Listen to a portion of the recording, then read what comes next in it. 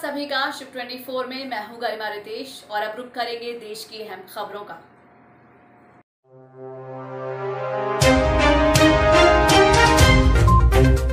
राहुल गांधी ने ली वैक्सीन की पहली डोज।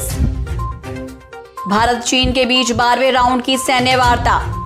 कांग्रेस को सालों तक परेशान करेगी अंदरूनी कलह। टीएमसी से हाथ मिलाने को तैयार सीपीआई। सुदर्शन टीवी के एडिटर इन चीफ पर केस दर्ज।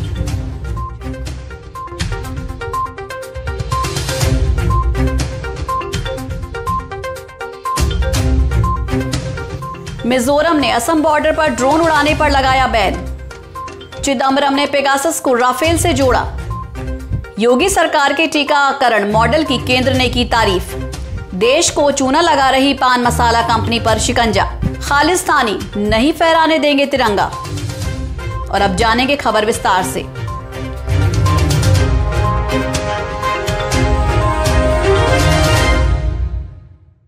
कांग्रेस के पूर्व अध्यक्ष राहुल गांधी ने 2 दिन पहले कोरोना वैक्सीन की पहली डोज ले ली है। राहुल गांधी के टीका लगवाने को लेकर भाजपा कई बार सवाल पूछ चुकी है और इसे लेकर हमला भी करती रही है। हालांकि अब तक ये जानकारी नहीं सामने आई है कि उन्हें कौन सी वैक्सीन ली है।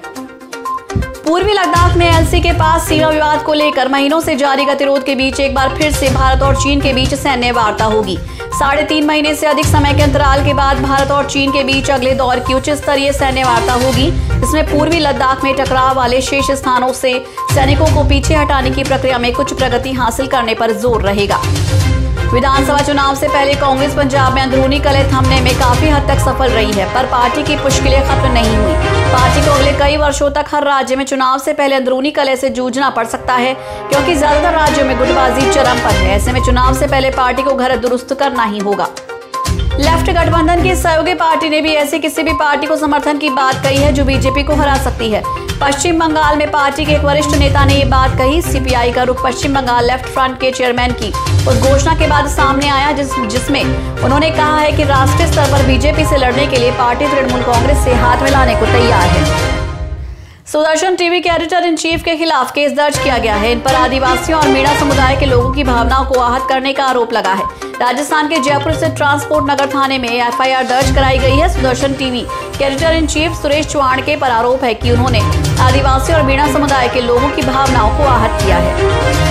असम के साथ चल रहे सीमा विवाद के बाद कोलासिब जिला प्रशासन ने कई इलाकों में ड्रोन उड़ाने पर पाबंदी लगा दी है। इस आदेश में कोलासिब जिला प्रशासन ने साफ किया है कि सेना को भी यहां ड्रोन उड़ाने से पहले अनुमति लेनी होगी। वहीं हालात की निगरानी के लिए सीमा पर केंद्रीय रिजर्व पुलिस बल की 6 कंपनियां तैनात की गई हैं।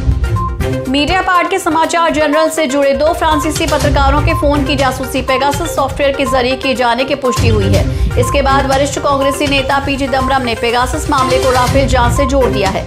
चिदंबरम ने ट्वीट करते हुए दावा किया है कि मीडिया पार्ट ही वो समाचार जनरल है जिसने सबसे पहले ये खबर दी थी कि राफेल मामले की जांच फ्रांस में होगी। कोरोना टीकाकरण देश भर में तेजी से चल रहा है। केंद्र सरकार ने योगी सरकार के कोरोना वैक्सीनेशन मॉडल की तारीफ की है। केंद्रीय स्वास्थ्य मंत्री मांडविया ने नेशनल मेडिकल कमीशन की एक बैठक की अध्यक्षता कर रहे थे। उस दौरान उन्होंने उत्तर प्रदेश सरकार की तारीफ की।